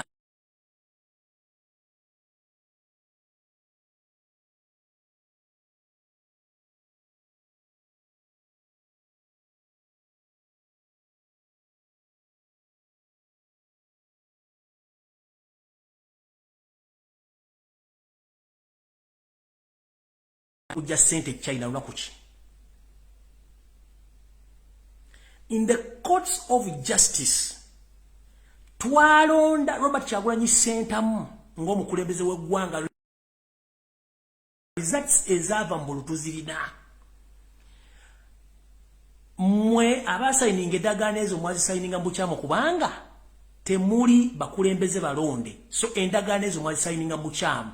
Sente mujja zisasulanga mwe kenyini. Era mu Abachina, this is to inform the Chinese government, please. You made a mistake to lend Museveni money as an individual because we had election at the beginning of this year. We Ugandans elected Robert Kyagulanyi Ssentamu as our next president. So whatever agreement you agreed between you and Museveni is narrow and void. We have all the results of the previous election that Robert Kyagulanyi Ssentamu is the president of Uganda. If you have those documents without any sign of Robert Kyagulanyi Ssentamu on those loans, mani yani miye kubanga tujja genda mu koti tuuze akatiko by'okulonda lye wangu na Robert Kyagulanyi Ssentamu. Museveni ya signing ngani, sente zatwala zitwala ngani.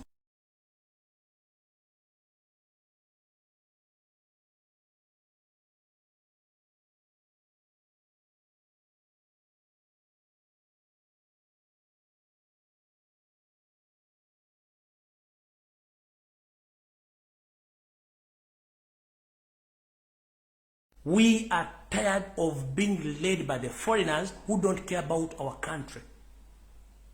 They care about themselves.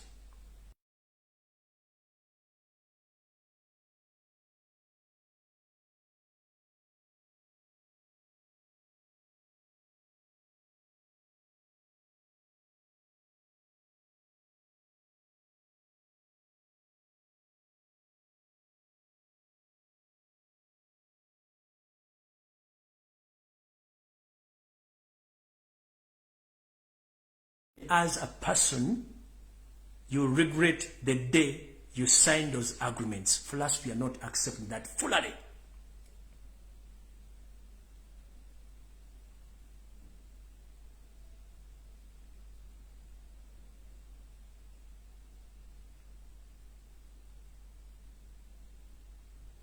Tetugenda kukkiriza nonsense.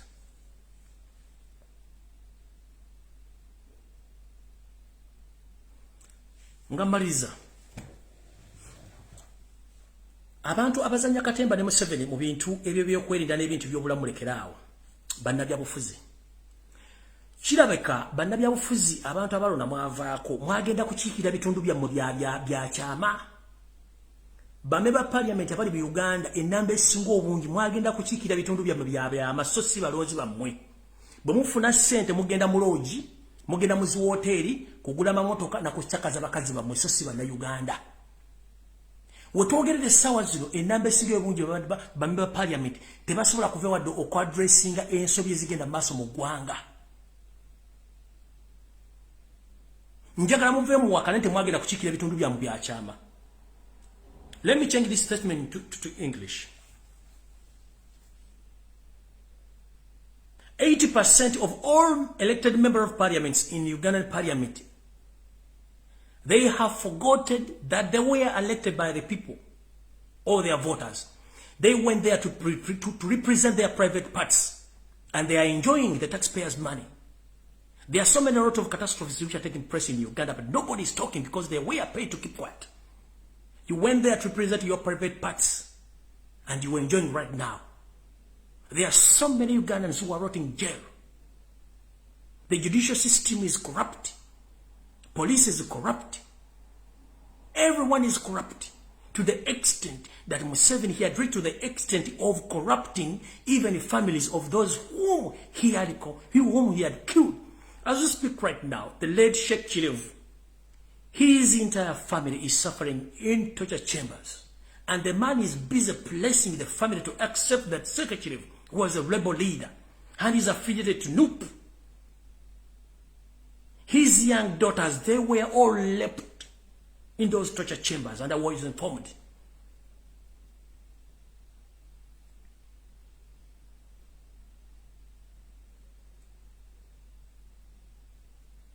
Madame Anita Among, the deputy speaker of the Parliament of the Republic of Uganda. Madame, I request you kindly, please. We've seen a lot of people playing more dangerous games than you. Madam, I'm going to start investigating the history about you. And all the data games you are dealing with. I know you are among the side dishes of your city, of That's why you talk. That's why you don't care. That's why you move like queen. Madam, let me tell you one thing. Talking like a queen because Museveni slept with you, it won't spare you. Remember, Museveni uses you. At the end of the day, he dumps you.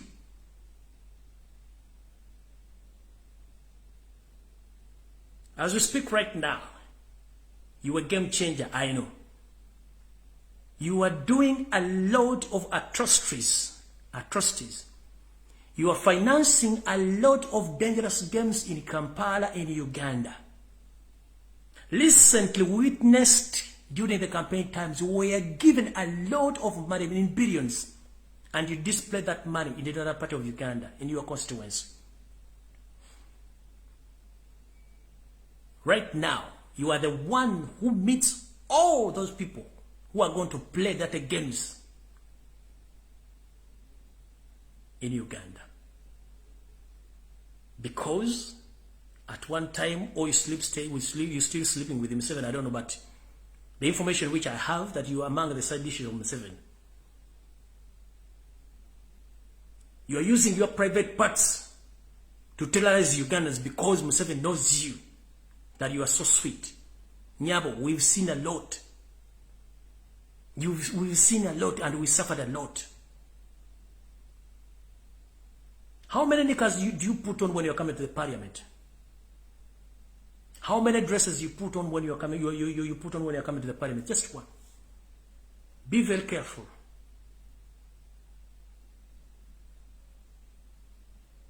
Be very careful, Madame Anita Among, the Deputy Speaker.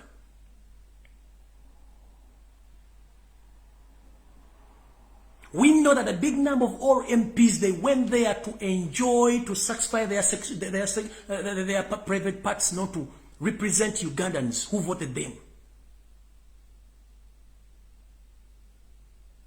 But this is the last warning. Ugandans are watching. And this message is dedicated to all NUP MPs who were bribed to keep quiet. Voters are watching.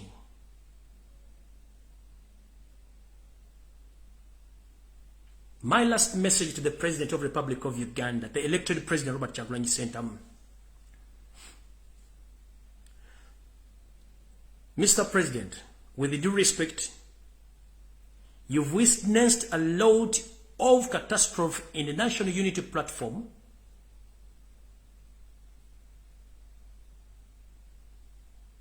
Home and away. So many people betrayed you, including the MPs, betrayed you. I beg you kindly that please, with immediate effect, you need to act according to what I'm witnessing. You need to make a reshuffle to the leadership of the National Unity Platform, from the top up to the bottom. You need to make a reshuffle from the diaspora leadership. And before you make that reshuffle, please intervene in all wrangles, or in misagreement amongst the leaders in diaspora. It destroys our party. And in particular, you should inform those leaders in diaspora that they are there, that they are leading people, not animals. If the people whom they lead, they accept that they don't want you, please sit down. We must be examples. Leaders are examples to the people whom they lead. But if a leader behaves awkward, what do you represent? So, Mr. Robert Kyagulanyi Ssentamu, I beg you kindly, please reshuffle the leadership of National Unity Platform from the party up to the diaspora. Otherwise, we have a lot, and we've seen a lot. Museveni, he had spent billions of money to destroy National Unity Platform, but we are still exist. But if you don't act with immediate effect, don't regret. And you witnessed a lot of political parties, the way how they've scrambled them. So we don't want to be there witnessing the scramble of National Unity Platform. You need to act with immediate effect. And you too, you must listen to the request, to the cry of your supporters worldwide. Leaders, they ever listen to the people they lead. And you should allow people to approach you or to reach you, because they have a lot of information. The moment you hide yourself from those people, that means you will not get information from the people whom you lead. Please, Mr. President Robert Kyagulanyi Ssentamu, you need to reshuffle NUP. You need to reshuffle NUP, and you need to reshuffle the diaspora leadership with immediate effect, because the thing is rotting, and it's still rotting.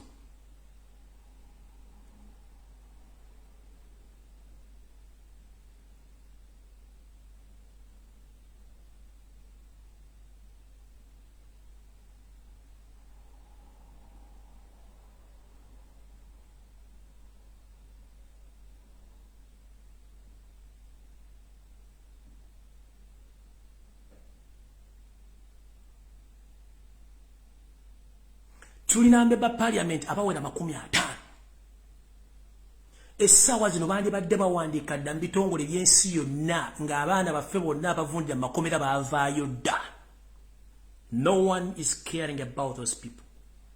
Nze I got a chance, mwanwanira baasobola naye eri abaana batamanyikiddwa. This is what I'm talking about. There are so many unknown people who are suffering. But these members of parliament, they are quiet. And there are some people who are rotting in the jail who are there, helping them, blessing, looking for votes, who made campaign for them to be where they are right now, but they are quiet. Please, Mr. President, kusaba n'obuwombeefu, ekibiina kya National Unity Platform kisaana kuddamu kuyuwa.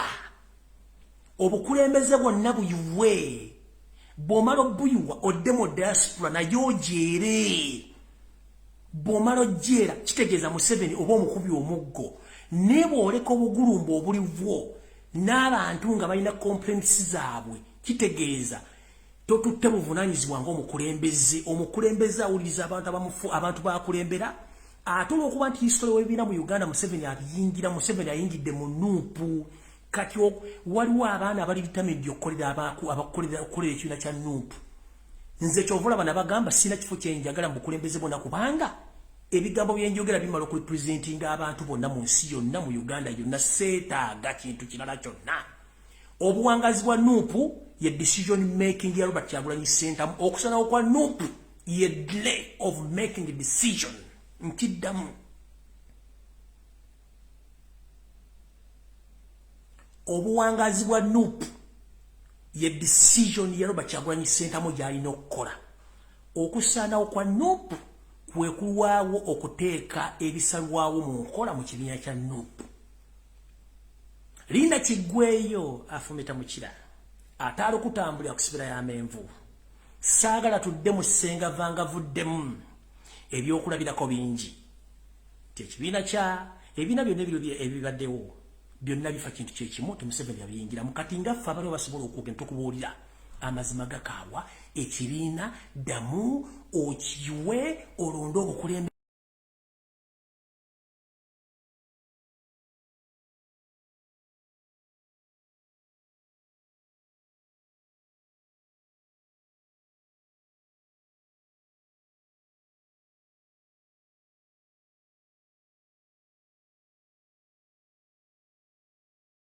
but they don't care about the voters. They don't care.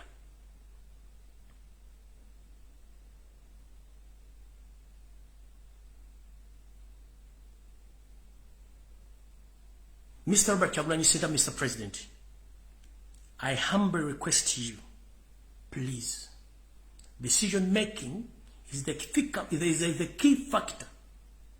The more you delay to take action, the more the party is going to decline or is going to be scrambled by the dictator Museveni. He had spent billions of money. And the reason as to why NUP still exists, it's because NUP is loved by its supporters. And you should listen to the supporters. Let me tell you, there is no any party which can stay in place without supporters. It's good that you've witnessed the day you started the campaign, the day you went again to Mbare and the northern part of Uganda. People are still loving you and people, they still love NUP. But there are some problems in NUP you need to solve before it's too late. Mr. President, thank you very much to listen to me. And I thank all Ugandans for loving me and fighting for my rights. And I myself am committed that I will still do exactly what I'm doing to pay you back. Where will I be without you? Thank you very much. May God bless Ugandans. Stay blessed.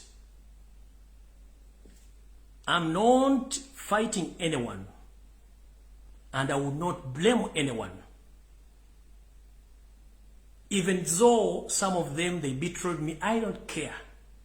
I just keep on saying that you are not the problem. The problem is Museveni, who infiltrates you, who changed your minds from the real reality to dark side. But you should reset your mind before it's too late. We are all Ugandans. This man soon is going. We are going to stay together, no matter what.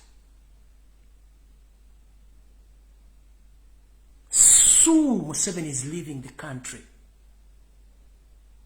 We Ugandans, we are going to stay there as Ugandans. There is no need of fighting each other.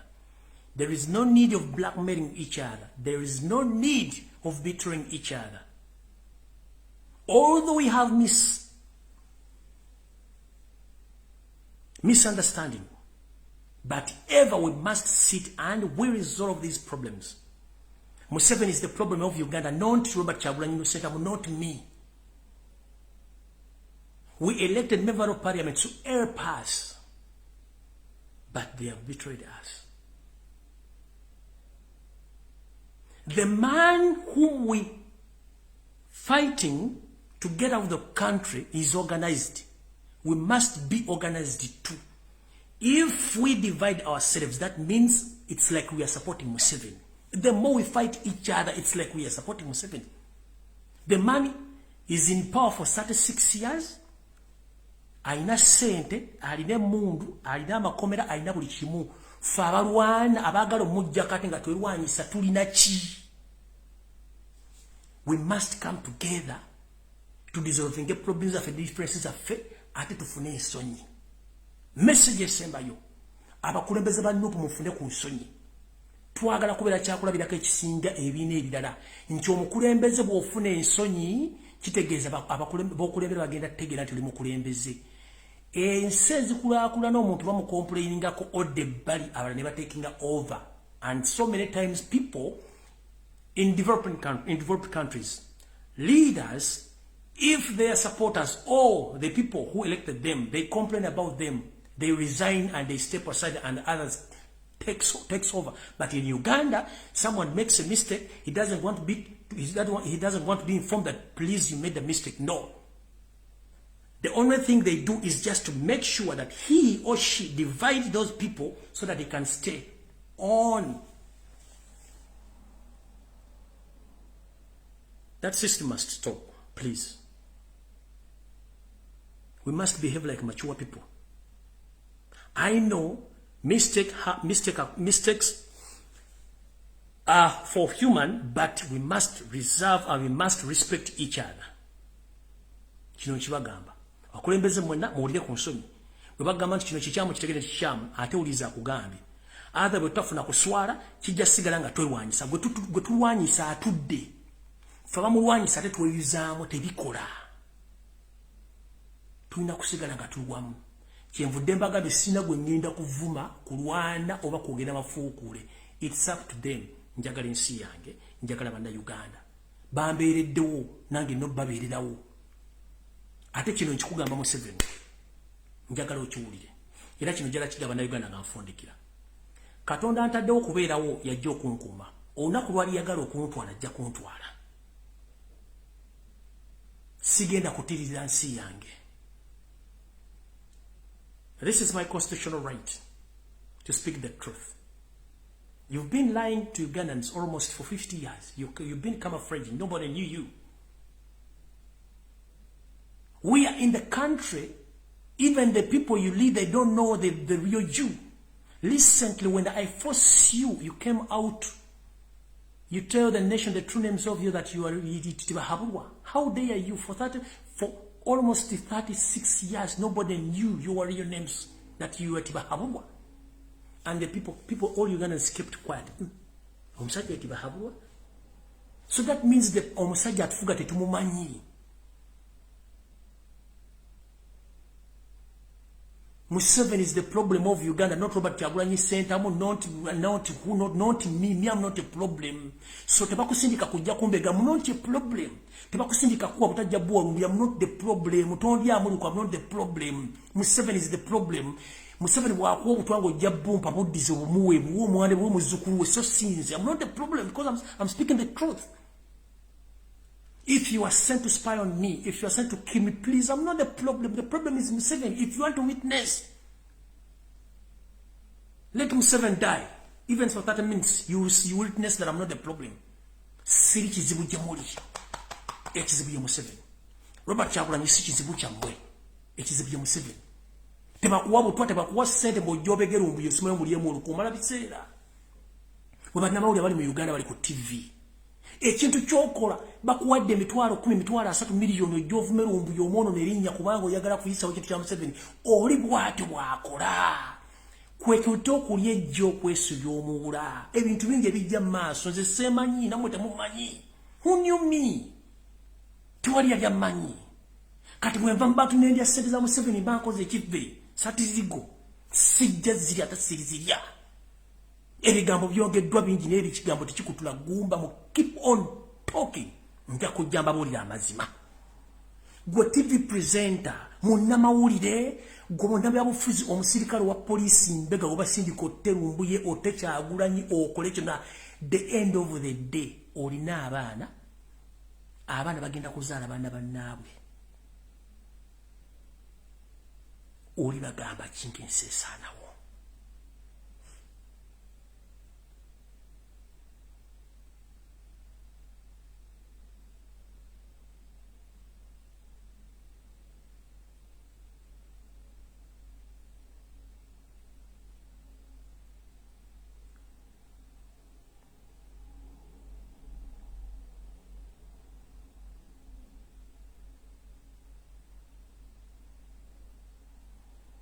Nchibabulide open. Gukuba sindise mutake ojonzi tumpobo tuwa. You are wasting a lot of time.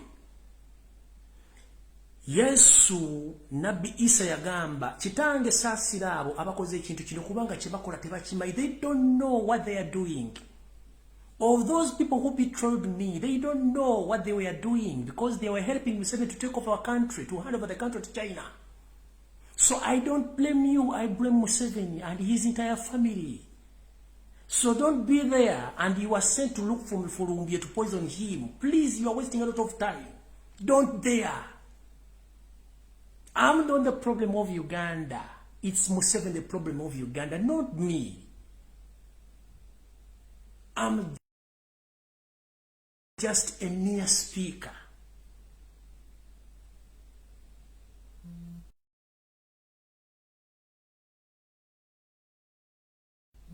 If the information I'm giving is wrong, why is it that the government is looking for me?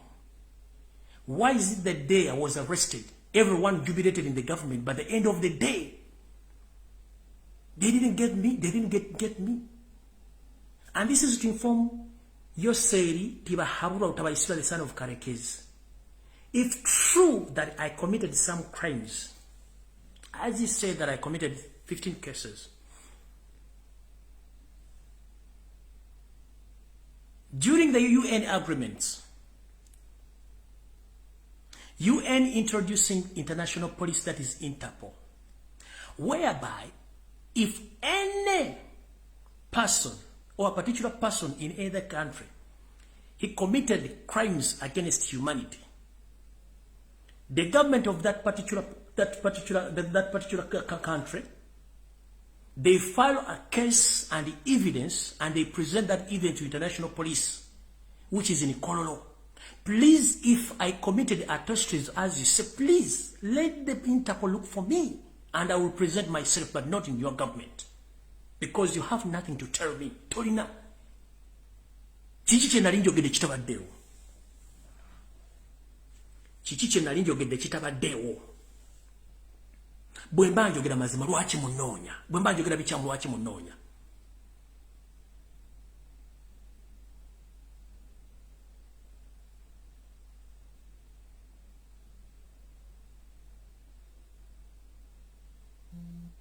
Bwembanjo geda mazima lwachi munonya.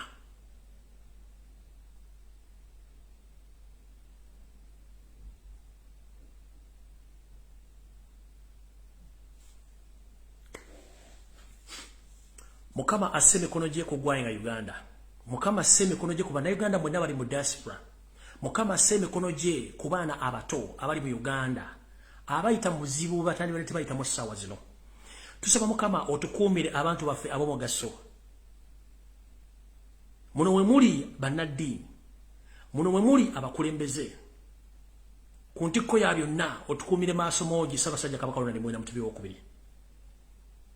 Otukumire Robert Kyagulanyi Ssentamu. Otukumire abannaddiini bonna ne bannayuganda bonna abaagala enkyukakyuka. Era Mukama nkusaba otuyamba oggula obwongo bannayuganda abakyebase nga balowooleza mu busente obutono okuli ejja okwesibya muula. Mukama asaba ozuukuse bannayuganda bonna gye bali. Bajjukire nti okubonaabona kw'abaana ba Isirayiri kwabalaga ebintu bingi y'ensonga lwaki bagaziya eggwanga lye balirwanirira. Teri nsi eteekaluka ku Isirayiri ne succeedinga. Bwekityo bannayuganda buli omu waali nkusaba oggula amaaso go. Lumbuye si kizibu. Lumbuye mwogezi nga Musa bwe yali ayogerera abaki abaana ba Isirayiri. N'abajja mu Egypti n'abasomosa omugga n'abatuusa mu nsi yaabwe ensuubize. Bw'atyo Kyagulanyi n'abantu abamu abasobola okuvayo okwogera gwe mulimu gwe bakola tetulina kizibu. Mukama nkusaba otwala obuvunaanyizibwa okuba buli mwana wa Uganda akyalimu empeka emera omuwa obuvumu n'obuvunaanyizibwa okwogera ddembe lyabwe bange eryatuwa mu ssemateeka okutiisibwatiisibwa okukuba kulaga sayini eziraga nti abatutiisa bakola bikyamu. Bw'oba okola ekituufu ki ekikutiisatiisiza omuntu, bw'oba okola ekikyamu lwakyotta omuntu. Constitution egamba nti kooti y'essemateeka yeyina okusalirawo omuntu okufa so si ggwe muntu agamba nti gundi afe. N'olw'ensonga ebikolwa by'okutta abasiraamu mu ggwanga bikome. Basajja ba Katonda baddu ba Allah tebalina kizibu. Olw'okuba nti bo batwala obuvunaanyizibwa okubuulira amazima n'okwogera ekituufu y'ensonga lwaki bafa. Mukama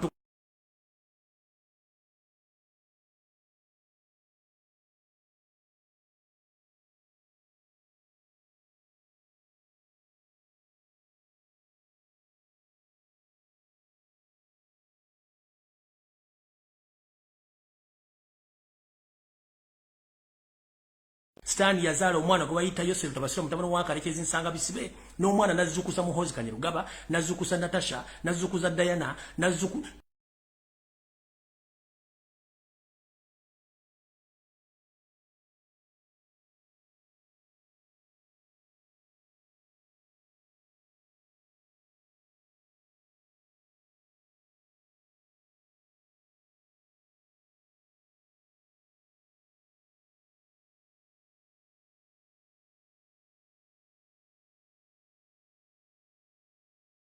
eri eggwanga eri Ssemazinga wa Africa kino kikolimo eri obulamu bw'abantu bwewateeka ku nsi. Mukama nga bw'ogamba nti bw'owa omuntu obuyinza tomukkiriza, bw'owa omuntu obulamu tomukkiriza muntu yina okuggyako ggwe. Naye tuyambe Sitaani gwe watulekera ku nsi omututwalire kubanga bannayuganda baagala ensi yaabwe. Ku lwa Katonda n'ensi yange, Mukama bankumi atakuumira mpeera sina kinyiza basasula okuggyako basabira n'okwesabira. Byonna mbisabe nga mpita mu Yesu Kristo wanga ndalabule birembe Mukama bankumi tusinkane ku Sande mu bimuli Mbulange Mengo. Nkiddamu. Tusinkane ku Sande mu bimuli Mbulange Mengo. Naye nga nfundikira. Tulwengawo okutwala ebigambo by'abantu by'oboogera ate tulwengawo okusalira mu busungu. Twetegerezenga nnyo ebigambo bye twogera.